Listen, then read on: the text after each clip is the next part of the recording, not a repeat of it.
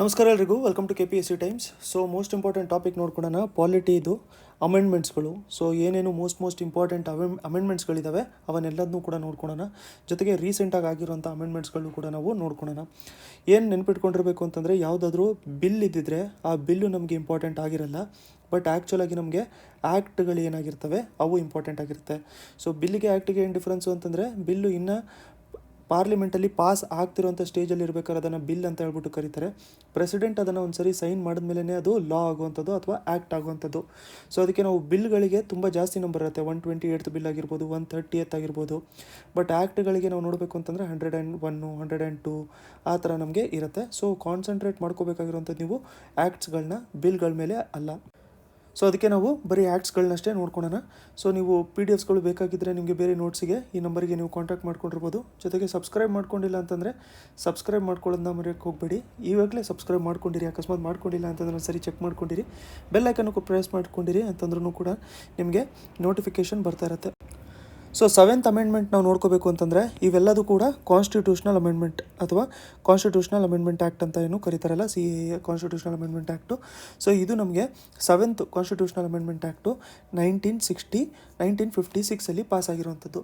So ಇದು important. ಯಾಕೆ important ಅಂತಂದರೆ, ಇದ್ರ ಬೇಸಿಸ್ ಮೇಲೇ ಲ್ಯಾಂಗ್ವೇಜ್ ಬೇಸಿಸ್ ಮೇಲೆ ಸ್ಟೇಟ್ಸ್ಗಳನ್ನ ಮಾಡ್ಕೋಬೇಕು ಅಂತ. ಇವಾಗ ನಮಗೆ ಆಂಧ್ರ ಪ್ರದೇಶ ಆಗಿರ್ಬೋದು, ಕರ್ನಾಟಕ ಆಗಿರ್ಬೋದು, ತಮಿಳ್ನಾಡು ಆಗಿರ್ಬೋದು, ಇವೆಲ್ಲ ಲ್ಯಾಂಗ್ವೇಜ್ ಬೇಸಿಸ್ ಮೇಲೆ ಮಾಡ್ಕೊಂಡಿರೋಂಥ ಸ್ಟೇಟ್ಸ್ಗಳು. ಅಂತಂದರೆ ತೆಲುಗುಗೊಂದು ಸ್ಟೇಟು, ಕರ್ನಾಟಕಕ್ಕೊಂದು ಸ್ಟೇಟು, ತಮಿಳಿಗೊಂದು ಸ್ಟೇಟು. ಸೊ ಈ ಥರ ನಮಗೆ ಆ ಲ್ಯಾಂಗ್ವೇಜ್ ಬೇಸಿಸ್ ಮೇಲೆ ಏನು ಸ್ಟೇಟ್ಸ್ಗಳನ್ನ ಮಾಡ್ಕೊಂಡಿದ್ದಾರೆ ಆ ಮಾಡ್ಕೊಳ್ಳೋದಕ್ಕೋಸ್ಕರ ಅಂತ ಪಾಸ್ ಮಾಡಿರೋಂಥದ್ದು ಅಮೆಂಡ್ಮೆಂಟೇ 7th ಕಾನ್ಸ್ಟಿಟ್ಯೂಷನಲ್ ಅಮೆಂಡ್ಮೆಂಟು ಇಂಪಾರ್ಟೆಂಟ್ ಆಗುತ್ತೆ. ಅದರ ಜೊತೆಗೆ ಯೂನಿಯನ್ ಟೆರಿಟರೀಸ್ಗಳನ್ನು ಕೂಡ ಇದು ಸ್ಟಾರ್ಟು ಮಾಡ್ಕೊಂಡಿದ್ದಿತ್ತು. ಯಾಕೆ ಅಂತಂದರೆ, ಕೆಲವೊಂದು ರೀಜನ್ಗಳು ಸ್ಟೇಟ್ ಅಷ್ಟು ದೊಡ್ಡದಾಗಿರಲ್ಲ, ಬಟ್ ಅಡ್ಮಿನಿಸ್ಟ್ರೇಷನ್ ಬೇಕಾಗಿರುತ್ತೆ, ಬಟ್ ಸ್ಟೇಟ್ ಅಷ್ಟು ದೊಡ್ಡದಾಗಿರಲ್ಲ. ಅದಕ್ಕೆ ಏನು ಮಾಡ್ಕೊಂಡಿದ್ರು, ಆ ಥರದ್ದು ಯೂನಿಯನ್ ಟೆರಿಟರೀಸ್ ಅಂತ ಹೇಳ್ಬಿಟ್ಟು ಡಿಕ್ಲೇರ್ ಮಾಡಿಕೊಂಡು ಅದನ್ನು ಡೈರೆಕ್ಟಾಗಿ ಸೆಂಟ್ರಲ್ ಗೌರ್ಮೆಂಟು ಅಥವಾ ನಮಗೆ ಪ್ರೆಸಿಡೆಂಟ್ ಅಂಡರಲ್ಲೇ ಅದನ್ನು ನೋಡ್ಕೊಳ್ಬೇಕು ಅಂತ ಹೇಳ್ಬಿಟ್ಟು ಮಾಡ್ಕೊಂಡಿದ್ದು. ನೆಕ್ಸ್ಟ್ ನಮಗೆ 9th constitutional amendment act 1960 pass ಮಾಡ್ಕೊಂಡಿದ್ದು. ಇದೇನು ಮಾಡಿದರು ಅಂತಂದರೆ, ಇದರಲ್ಲಿ ಅಡ್ಜಸ್ಟ್ಮೆಂಟ್ಗಳನ್ನ ಮಾಡ್ಕೊಂಡಿದ್ದರು. ಅಂತಂದರೆ ಪಾಕಿಸ್ತಾನ ಜೊತೆಗೆ ಏನು ಅಗ್ರಿಮೆಂಟ್ನ ಮಾಡ್ಕೊಂಡಿದ್ವಲ್ಲ, ನಮ್ಮ ಟೆರಿಟರಿನ ಅದ್ರ ಜೊತೆಗೆ ಅಡ್ಜಸ್ಟ್ ಮಾಡ್ಕೊಂಡಿದ್ದು 1960 constitutional amendment act, 9th constitutional amendment act. 10th ನಾವು ನೋಡ್ಕೋಬೇಕು ಅಂತಂದರೆ 1961 ಬಂದಿರುವಂಥದ್ದು. ದಾದ್ರಾ ನಾಗರ್ ಆ್ಯಂಡ್ ಹವೇಲಿ ಇವೆಲ್ಲದನ್ನೂ ಕೂಡ ಇಂಡಿಯನ್ ಯೂನಿಯನಲ್ಲಿ ಪಾರ್ಟ್ ಮಾಡಿಕೊಂಡು ಯೂನಿಯನ್ ಟೆರಿಟರಿ ಅಂತ ಹೇಳ್ಬಿಟ್ಟು ಡಿಕ್ಲೇರ್ ಮಾಡ್ಕೊಂಡಿದ್ದು. ಯಾರಿಂದ ನಾವು ಇದನ್ನು ತೊಗೊಂಡಿದ್ದು ಅಂತಂದರೆ, ಪಾರ್ಚುಗಲಿಂದ. ಸೊ ಪಾರ್ಚುಗೀಸ್ ಹತ್ರ ಯಾವುದಾದಿತ್ತು, ದಾದ್ರಾ ಆ್ಯಂಡ್ ನಾಗರ್ ಹವೇಲಿ, ಗೋವಾ, ಈ ರೀಜನ್ಸ್ಗಳೆಲ್ಲ ಅವ್ರ ಹತ್ರ ಇತ್ತು. ಸೊ ಅದನ್ನು ನಾವು ಅವರಿಂದ ಅಕ್ವೈರ್ ಮಾಡಿಕೊಂಡು ಯೂನಿಯನ್ ಟೆರಿಟರಿ ಅಂತ ಹೇಳ್ಬಿಟ್ಟು ಮಾಡ್ಕೊಂಡಿದ್ದು. ಇನ್ನೊಂದೇನಾಗಿತ್ತು ಅಂತಂದರೆ, ದಾದ್ರಾ ಆ್ಯಂಡ್ ನಾಗರ್ ಹವೇಲಿ, ದಮನ್ ಆ್ಯಂಡ್ ದಿಯು ಇವೆರಡೂ ಕೂಡ ಸಪ್ರೇಟು ಯೂನಿಯನ್ ಟೆರಿಟರಿ ಆಗಿತ್ತು. ಬಟ್ ರೀಸೆಂಟಾಗಿ 2020 ಇವನ್ ಎರಡನ್ನೂ ಕೂಡ ಮರ್ಜ್ ಮಾಡ್ಕೊಂಡ್ಬಿಟ್ಟಿದ್ದಾರೆ, ಒಂದೇ ಯೂನಿಯನ್ ಟೆರಿಟರಿ ಅಂತ ಹೇಳ್ಬಿಟ್ಟು ಮರ್ಜ್ ಮಾಡ್ಕೊಂಡಿದ್ದಾರೆ. ಅದು ನೋಡ್ಕೊಳ್ಳೋಣ ನಾವು. Next 12th constitutional amendment act 1961 ಬಂದಿರೋಂಥದ್ದು. ಇದರಲ್ಲಿ ಗೋವಾ, ದಮನ್ ಆ್ಯಂಡ್ ದಿಯು ಇದನ್ನು ಕೂಡ ನಮಗೆ ಪಾರ್ಚುಗಲಿಂದನೇ ತೊಗೊಂಡ್ಬಿಟ್ಟು ಇದನ್ನು ಇಂಡಿಯನ್ ಯೂನಿಯನಲ್ಲಿ ಪಾರ್ಟು ಮಾಡ್ಕೊಂಡಿದ್ದರು. ಸೊ 1961 ಬಂದಿರೋಂಥ 10th ಮತ್ತು 12th ಅಮೆಂಡ್ಮೆಂಟ್ಸು ಎರಡೂ ಕೂಡ ಪಾರ್ಚುಗೀಸ್ಗೆ ರಿಲೇಟೆಡು. 13th ಕಾನ್ಸ್ಟಿಟ್ಯೂಷನಲ್ ಅಮೆಂಡ್ಮೆಂಟು 62 ಬಂದಿತ್ತು. 14 ಕೂಡ 62 ಬಂದಿತ್ತು. ಸೊ ಇದೇನು ಮಾಡಿದರು ಅಂತಂದರೆ, ಇದರಲ್ಲಿ ಸ್ಟೇಟ್ ಆಫ್ ನಾಗಾಲ್ಯಾಂಡಿಗೆ ಸ್ಪೆಷಲ್ ಪ್ರೊಟೆಕ್ಷನ್ನ ಕೊಟ್ಕೊಂಡಿದ್ರು ಆರ್ಟಿಕಲ್ 371A ಪ್ರಕಾರ. ಇವಾಗ ನಮ್ಮಲ್ಲಿ ಆರ್ಟಿಕಲ್ 371J ಏನು ನಮ್ಮಲ್ಲಿ ಕರ್ನಾಟಕದಲ್ಲಿ ಏನು ಹೈದರಾಬಾದ್ ಕರ್ನಾಟಕ ರೀಜನಿಗೆ ಸ್ಪೆಷಲ್ ಪ್ರಿಫರೆನ್ಸಸ್ ಕೊಡ್ತಾರಲ್ಲ, ಅದು ಸ್ಟಾರ್ಟ್ ಆಗಿರುವಂಥದ್ದೇ 1962 13th ಕಾನ್ಸ್ಟಿಟ್ಯೂಷನಲ್ ಅಮೆಂಡ್ಮೆಂಟ್ ಆ್ಯಕ್ಟ್ ಪ್ರಕಾರ. ಅದರಲ್ಲಿ 371A ಬಂದ್ಬಿಟ್ಟು ನಮಗೆ ನಾಗಾಲ್ಯಾಂಡಿಗೆ ಇದ್ದಿರುವಂಥದ್ದು. So 1st December 1963. ಸೊ ಏನು ಸ್ಪೆಷಲ್ ಪ್ರೊಟೆಕ್ಷನ್ ಅಂತಂದರೆ ಅಲ್ಲಿ ಎಕ್ಸ್ಟ್ರಾ ಫಂಡ್ಸ್ ಕೊಡುವಂಥದ್ದು ಅಥವಾ ಅಲ್ಲಿ ಎಕ್ಸ್ಟ್ರಾ ಡೆವಲಪ್ಮೆಂಟ್ ಅಥಾರಿಟಿ ಮಾಡುವಂಥದ್ದು, ಒಟ್ಟಿನಲ್ಲಿ ಆ ರೀಜನಿನ ಗ್ರೋತಿಗೆ ಸ್ವಲ್ಪ ಸ್ಪೆಷಲ್ ಪ್ರಿಫರೆನ್ಸ್ ಕೊಡುವಂಥದ್ದು ಅಂತ. 14th ಕಾನ್ಸ್ಟಿಟ್ಯೂಷನಲ್ ಅಮೆಂಡ್ಮೆಂಟ್ ಆ್ಯಕ್ಟ್ ಬಂದ್ಬಿಟ್ಟು ಪಾಂಡಿಚೇರಿ ಅಂತ ಏನಿತ್ತಲ್ಲ ಅದನ್ನು ಇಂಡಿಯನ್ ಯೂನಿಯನಿಗೆ ಅದನ್ನು ಜಾಯಿನ್ ಮಾಡಿಸ್ಕೊಂಡ್ಬಿಟ್ಟಿದ್ರು ಫ್ರಾನ್ಸಿಂದ ಟ್ರಾನ್ಸ್ಫರ್ ಮಾಡ್ಕೊಂಡ್ಮೇಲೆ. ಸೊ ಪಾಂಡಿಚೇರಿ ಅಂತಲೇ ಇತ್ತದು 1962 ಹಿಡಿದ್ಬಿಟ್ಟು 2006 ಕೂಡ ಪಾಂಡಿಚೇರಿ ಅಂತ ಇತ್ತು. ಬಟ್ 2006 ಅದರ ಹೆಸರನ್ನ ಚೇಂಜ್ ಮಾಡಿಬಿಟ್ಟು ನಮಗೆ ಪುದುಚೇರಿ ಅಂತ ಹೇಳ್ಬಿಟ್ಟು ಮಾಡ್ಕೊಂಡಿದ್ರು. ನೆಕ್ಸ್ಟ್ ನಾವು 21st ಕಾನ್ಸ್ಟಿಟ್ಯೂಷನಲ್ ಅಮೆಂಡ್ಮೆಂಟ್ ಆ್ಯಕ್ಟು 67 ಬಂದಿರುವಂಥದ್ದು. ಇದರಲ್ಲಿ ಸಿಂಧಿ ಲ್ಯಾಂಗ್ವೇಜ್ನ 8th ಶೆಡ್ಯೂಲಿಗೆ ಆ್ಯಡ್ ಮಾಡ್ಕೊಂಡಿದ್ದರು. ಸೊ ಸಿಂಧಿ ಲ್ಯಾಂಗ್ವೇಜ್ನ 8th ಶೆಡ್ಯೂಲಿಗೆ ಆ್ಯಡ್ ಮಾಡ್ಕೊಂಡಿದ್ದರು. 26 ಕಾನ್ಸ್ಟಿಟ್ಯೂಷನಲ್ ಅಮೆಂಡ್ಮೆಂಟ್ ಆ್ಯಕ್ಟು 1971 ಅಲ್ಲಿ ಪ್ರೈವಿ ಪರ್ಸು ಇದೇನು ಮಾಡ್ಕೊಂಡಿದ್ರು ಅಂತಂದರೆ ಫಾರ್ಮರ್ ರೂಲರ್ಸ್ ಆಫ್ ಪ್ರಿನ್ಸ್ಲಿ ಸ್ಟೇಟಿಗೆ ಏನು ಕೊಟ್ಟಿರುವಂಥದ್ದು ಇತ್ತಲ್ಲ ಅದು ಅಬಾಲಿಷ್ ಮಾಡ್ಕೊಂಡ್ಬಿಟ್ಟಿದ್ರು. ಸೊ ಇದ್ರ ಮೇಲೆ ನಮಗೆ ಸಪ್ರೇಟಾಗಿ ಒಂದು ವಿಡಿಯೋ ಮಾಡ್ಕೊಳ್ಳೋಣ ನಾವು. ಅದು ಬೇಸಿಕ್ ಸ್ಟ್ರಕ್ಚರ್ ಆಫ್ ಕಾನ್ಸ್ಟಿಟ್ಯೂಷನ್ ಬಗ್ಗೆ ಡಿಸ್ಕಸ್ ಮಾಡ್ಕೊತಾ ಇರೋ ಟೈಮಲ್ಲಿ ಆ ಹಿಸ್ಟ್ರಿಯಲ್ಲಿ ನೋಡ್ಕೋಬೇಕಾದ್ರೆ ಗೊತ್ತಾಗುತ್ತೆ. ಬಟ್ ಇವಾಗ ಜಸ್ಟ್ ನೀವು ಪ್ರೈವಿ ಪರ್ಸು ಏನು ಮುಂಚೆ ಕೊಟ್ಟಿರುವಂಥ ರೂಲರ್ಸ್ಗೆ ಏನಿತ್ತಲ್ಲ ಅದನ್ನು ಅಬಾಲಿಷ್ ಮಾಡ್ಕೊಂಡ್ಬಿಟ್ಟಿದ್ರು. 36th ಕಾನ್ಸ್ಟಿಟ್ಯೂಷನಲ್ ಅಮೆಂಡ್ಮೆಂಟ್ ಆ್ಯಕ್ಟು 1975 ಬಂದಿತ್ತು. ಸಿಕ್ಕಿಂನ ಇನ್ಕ್ಲೂಡ್ ಮಾಡ್ಕೊಂಡಿದ್ರು ಇಂಡಿಯನ್ ಸ್ಟೇಟ್ ಅಂತ ಹೇಳ್ಬಿಟ್ಟು. 42 ಕಾನ್ಸ್ಟಿಟ್ಯೂಷನಲ್ ಅಮೆಂಡ್ಮೆಂಟ್ ಆ್ಯಕ್ಟು 76 ಬಂದಿರುವಂಥದ್ದು. ಇದರಲ್ಲಿ ಫಂಡಮೆಂಟಲ್ ಡ್ಯೂಟೀಸ್ನ ಪ್ರಿಸ್ಕ್ರೈಬ್ ಮಾಡ್ಕೊಂಡಿದ್ರು. ಅದ್ರ ಜೊತೆಗೆ ಇಂಡಿಯಾನ ಸೋಷಲಿಸ್ಟ್, ಸೆಕ್ಯುಲರ್ ಮತ್ತು ರಿಪಬ್ಲಿಕ್ ಅಂತ ಹೇಳ್ಬಿಟ್ಟು ನಮ್ಮ ಪ್ರಿಯಂಬಲಲ್ಲೂ ಕೂಡ ಇದನ್ನು ಆ್ಯಡ್ ಮಾಡ್ಕೊಂಡಿದ್ರು. ಸೊ 76 ಕಾನ್ಸ್ಟಿಟ್ಯೂಷನಲ್ ಅಮೆಂಡ್ಮೆಂಟ್ ಆ್ಯಕ್ಟು ತುಂಬ ಇಂಪಾರ್ಟೆಂಟು. ಸೊ ಇದು 42nd ಅಂತ ಏನಿದೆಯಲ್ಲ constitutional amendment act, CA constitutional amendment act 42, ಇದನ್ನು ಮಿನಿ ಕಾನ್ಸ್ಟಿಟ್ಯೂಷನ್ ಅಂತಲೂ ಕೂಡ ಕರೀತಾರೆ. ಸೊ ಮಿನಿ ಕಾನ್ಸ್ಟಿಟ್ಯೂಷನ್ ಅಂತ ಯಾವ ಕಾನ್ಸ್ಟಿಟ್ಯೂಷನಲ್ ಅಮೆಂಡ್ಮೆಂಟ್ ಆ್ಯಕ್ಟಿಗೆ ಕರೀತಾರೆ ಅಂತಂದರೆ ಅದು 42nd ಕಾನ್ಸ್ಟಿಟ್ಯೂಷನಲ್ ಅಮೆಂಡ್ಮೆಂಟ್ ಆ್ಯಕ್ಟು.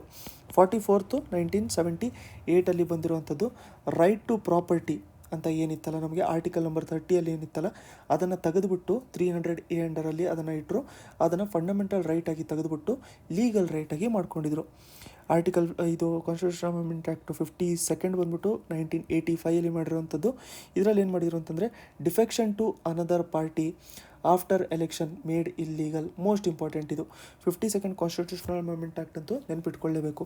ಇವಾಗ ನಮಗೆ ಆ್ಯಂಟಿ ಡಿಫೆಕ್ಷನ್ ಲಾ ಏನಿದೆಯಲ್ಲ, ಆ್ಯಂಟಿ ಡಿಫೆಕ್ಷನ್ ಲಾ ಅದು ಇದರಿಂದನೇ ಬಂದಿರುವಂಥದ್ದು. ಸೊ 10th ಶೆಡ್ಯೂಲಲ್ಲಿ ಬಂದಿರುತ್ತೆ ನಮಗೆ ಆ್ಯಂಟಿ ಡಿಫೆಕ್ಷನ್ ಲಾ, ಅದು ಇಂಪಾರ್ಟೆಂಟು. 61 ಇದು ಕೂಡ ರಿಪೀಟೆಡ್ ಕ್ವೆಶನು. 61 ಯಾಕೆ ರಿಪೀಟೆಡು ಅಂತಂದರೆ ವೋಟಿಂಗ್ ಏಜು ಏನು ತುಂಬ ಜಾಸ್ತಿ ಇತ್ತಲ್ಲ ಅದನ್ನು ಕಮ್ಮಿ ಮಾಡಿಕೊಂಡ್ರು. 21 ವರ್ಷದವ್ರು ಇರೋರಷ್ಟೇ ವೋಟ್ ಮಾಡಬೇಕು ಅಂತ ಇದ್ದಿತ್ತು. ಬಟ್ ಅದನ್ನು ರೆಡ್ಯೂಸ್ ಮಾಡಿಕೊಂಡು 18 ವರ್ಷದವರೆಗೆ ಮಾಡ್ಕೊಂಡಿದ್ರು. ಅಂತಂದರೆ ವೋಟರ್ ಬೇಸು ತುಂಬಾ ಜಾಸ್ತಿ ಎಕ್ಸ್ಟೆಂಡ್ ಮಾಡ್ಕೊಂಡಿದ್ರು ಇದರಿಂದ. ನೆಕ್ಸ್ಟು ನಾವು 71st ಕಾನ್ಸ್ಟಿಟ್ಯೂಷನಲ್ ಅಮೆಂಡ್ಮೆಂಟ್ ಆ್ಯಕ್ಟು 1992 ಬಂದಿರುವಂಥದ್ದು. ಇದರಲ್ಲಿ ಕೊಂಕಣಿ, ಮಣಿಪುರಿ, ಅದಾದಮೇಲೆ ನೇಪಾಳಿ ಇದನ್ನು ಕೂಡ ಲ್ಯಾಂಗ್ವೇಜ್ ಆಗಿ ಆ್ಯಡ್ ಮಾಡ್ಕೊಂಡಿದ್ರು 8th ಶೆಡ್ಯೂಲಲ್ಲಿ. ರೀಸೆಂಟಾಗೂ ಕೂಡ ನ್ಯೂಸಲ್ಲಿತ್ತು, ನೆನ್ಪಿಟ್ಕೊಂಡಿರಿ. ಕೊಂಕಣಿ ಬಂದ್ಬಿಟ್ಟು ರೀಸೆಂಟಾಗಿ ನ್ಯೂಸಲ್ಲಿತ್ತು. ಒನ್ಲೈನರ್ ಕರೆಂಟ್ ಅಫೇರ್ಸಲ್ಲಿ ಡಿಸ್ಕಸ್ ಮಾಡ್ಕೊಂಡಿದ್ವಿ. 73rd constitutional amendment act most important. 1993 pass ಮಾಡ್ಕೊಂಡಿರುವಂಥದ್ದು.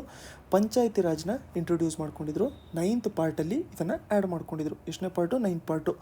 ಏನು ಇಂಟ್ರೊಡ್ಯೂಸ್ ಮಾಡಿದ್ರು? ಪಂಚಾಯತಿ ರಾಜು. ಅದೇ ಥರ ಮುನ್ಸಿಪಾಲಿಟೀಸ್ನೂ ಕೂಡ 93rd constitutional amendment 1993 74th constitutional amendment ಆ್ಯಕ್ಟಲ್ಲಿ ಇದನ್ನು ಇಂಟ್ರೊಡ್ಯೂಸ್ ಮಾಡ್ಕೊಂಡಿದ್ರು. 86th ಇದು ಮೋಸ್ಟ್ ಇಂಪಾರ್ಟೆಂಟು. ಯಾಕೆ ಅಂತಂದರೆ ಎಜುಕೇಷನ್ನ ಕಂಪಲ್ಸರಿ ಮಾಡಿರುವಂಥದ್ದು ಆ್ಯಕ್ಟ್ ಇದು. ಸೊ ಈ ಥರ ನಮ್ಮ ಹಿಸ್ಟ್ರಿಯಲ್ಲಿ ಏನು ಕೋರ್ಸ್ ಕಂಪ್ಲೀಟಾಗಿ ಚೇಂಜ್ ಮಾಡ್ಕೊಂಡ್ಬಿಟ್ಟಿರುತ್ತೆ, ಒಂದು ರೆವಲ್ಯೂಷನ್ ತೊಗೊಂಬಂದ್ಬಿಟ್ಟಿರುತ್ತೆ, ಅವೆಲ್ಲ ಆ್ಯಕ್ಟು ಕೂಡ ತುಂಬ ಇಂಪಾರ್ಟೆಂಟು. ಎಕ್ಸಾಂಪಲ್ಲು ನಮಗೆ ಪಂಚಾಯತಿ ರಾಜ್ ಅಂತ ತೊಗೊಂಡ್ರೆ ಡಿಸೆಂಟ್ರಲೈಸೇಷನ್ನು ತುಂಬ ಇಂಪಾರ್ಟೆಂಟು. ಇವಾಗಲೂ ಕೂಡ ತುಂಬ ಜಾಸ್ತಿ ಪವರ್ಸ್ ಇರುತ್ತೆ ಪಂಚಾಯತ್ ರೀಜನ್ಸ್ಗೆಲ್ಲ. ರೀಸೆಂಟಾಗಿ ಎಲೆಕ್ಷನ್ಸು ಕೂಡ ಎಲ್ಲ ಆಗಿದೆ. ಸೊ ಅದಕ್ಕೆ ಇವೆಲ್ಲದೂ ಕೂಡ ತುಂಬ ಇಂಪಾರ್ಟೆಂಟ್ ಆಗುತ್ತೆ.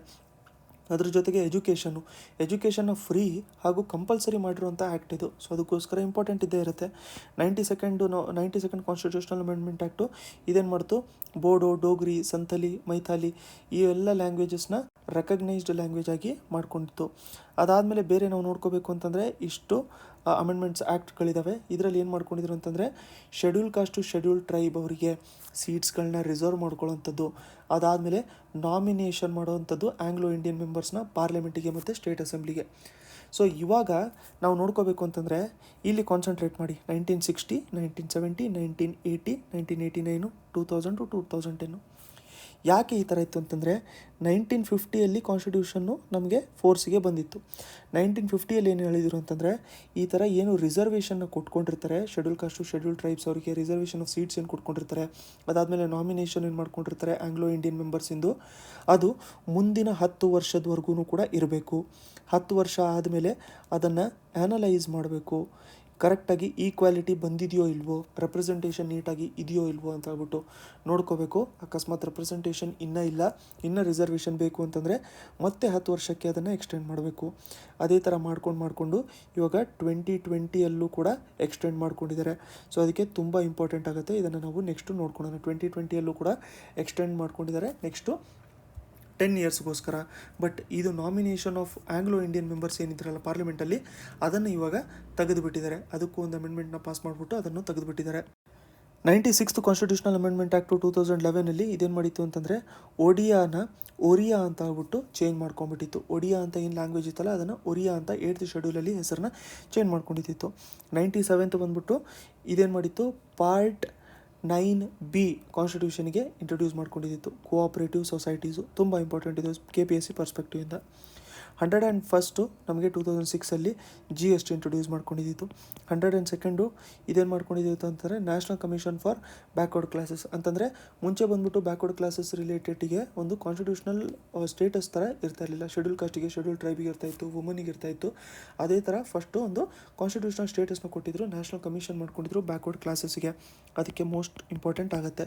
103 ಕಾನ್ಸ್ಟಿಟ್ಯೂಷನಲ್ ಅಮೆಂಡ್ಮೆಂಟ್ ಆ್ಯಕ್ಟ್ ನಾವು ನೋಡ್ಕೋಬೇಕು ಅಂತಂದರೆ economically weaker section of the society ಅವ್ರಿಗೂ ಕೂಡ ರಿಸರ್ವೇಷನ್ ಇದರಲ್ಲಿ ಪ್ರೊವೈಡ್ ಮಾಡ್ಕೊಂಡಿರ್ತಾರೆ. ಇವಾಗ ಇನ್ನೊಂದು ನೆನ್ಪಿಟ್ಕೋಬೇಕಾಗಿರೋಂಥದ್ದು 104th, ಇದನ್ನು ಸಪ್ರೇಟಾಗಿ ಬರೀತಾ ಇದ್ದೀನಿ ನೋಡಿ. 104th ಕಾನ್ಸ್ಟಿಟ್ಯೂಷನಲ್ ಅಮೆಂಡ್ಮೆಂಟ್ ಆ್ಯಕ್ಟು ಯಾವ ಆರ್ಟಿಕಲಲ್ಲಿ ಅಮೆಂಡ್ಮೆಂಟ್ನ ಮಾಡ್ಕೊಂಡಿದ್ರು, 334 ಇದನ್ನು 334 ಆರ್ಟಿಕಲಲ್ಲಿ ಇದನ್ನು ಚೇಂಜಸ್ನ ಮಾಡ್ಕೊಂಡಿರೋಂಥದ್ದು. ಯಾವುದಕ್ಕೆ ಅಂತಂದರೆ ಇದನ್ನು ಮತ್ತೆ ಶೆಡ್ಯೂಲ್ ಕಾಸ್ಟು ಮತ್ತು ಶೆಡ್ಯೂಲ್ ಟ್ರೈಬ್ ಅವರಿಗೆ ಏನು ರಿಸರ್ವೇಷನ್ ಇತ್ತಲ್ಲ ಆ ರಿಸರ್ವೇಷನ್ನ ಎಕ್ಸ್ಟೆಂಡ್ ಮಾಡ್ಕೋಬೇಕು ಅಂತ. ಅದರ ಜೊತೆಗೆ ಆಂಗ್ಲೋ ಇಂಡಿಯನ್ಸ್ ಕಮ್ಯುನಿಟಿಗೆ ಏನು ಸ್ಟೇಟ್ ಅಸೆಂಬ್ಲಿಯಲ್ಲಿ, ಲೋಕಸಭೆಯಲ್ಲಿ ರಿಸರ್ವ್ಡ್ ಸೀಟ್ ಇತ್ತಲ್ಲ ಅದನ್ನು ರಿಮೂವ್ ಮಾಡ್ಕೊಂಡಿದ್ರು. ಯಾರಿಗೆ ರಿಮೂವ್?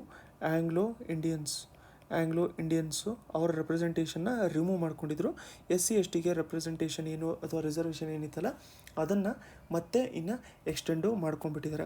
ಸೊ ಇವುಗಳ PDFಸ್ಗಳೆಲ್ಲ ಬೇಕಾಗಿದ್ದರೆ ನಿಮಗೆ ಈ ನಂಬರ್ಗೆ ಕಾಂಟ್ಯಾಕ್ಟ್ ಮಾಡ್ಕೊಂಡಿರ್ಬೋದು. ಸಬ್ಸ್ಕ್ರೈಬ್ ಮಾಡ್ಕೊಂಡಿಲ್ಲ ಅಂತಂದರೆ ಸಬ್ಸ್ಕ್ರೈಬ್ ಮಾಡ್ಕೊಂಡಿರಿ. ಅಂತಂದರೆ ವೀಡಿಯೋಸ್ ನಿಮಗೆ ನೆಕ್ಸ್ಟು ಬಂದ ತಕ್ಷಣ ನಿಮಗೆ ನೋಟಿಫಿಕೇಷನು ಬಂದಿರುತ್ತೆ, ಅವಾಗಲೇ ವೀಡಿಯೋನ ನೋಡ್ಕೊಂಡಿರ್ಬೋದು. ಲೈಕ್ ಬಟನ್ನ ಪ್ರೆಸ್ ಮಾಡ್ಕೊಂಡಿರಿ. ಇವಾಗ ಲೈಕ್ ಮಾಡಿಲ್ಲ ಅಂತಂದರೆ ಇವಾಗಲೇ ಲೈಕ್ ಮಾಡ್ಕೊಂಡಿರಿ. ಸ್ವಲ್ಪ ಹೆಲ್ಪ್ ಆಗುತ್ತೆ, ಬೇರೆಯವ್ರಿಗೂ ಕೂಡ ಸ್ವಲ್ಪ ಪ್ರಮೋಟ್ ಮಾಡ್ತಾ ಇರುತ್ತೆ. ನೆಕ್ಸ್ಟ್ ವೀಡಿಯೋಲಿ ಮತ್ತೆ ಸಿಗೋಣ.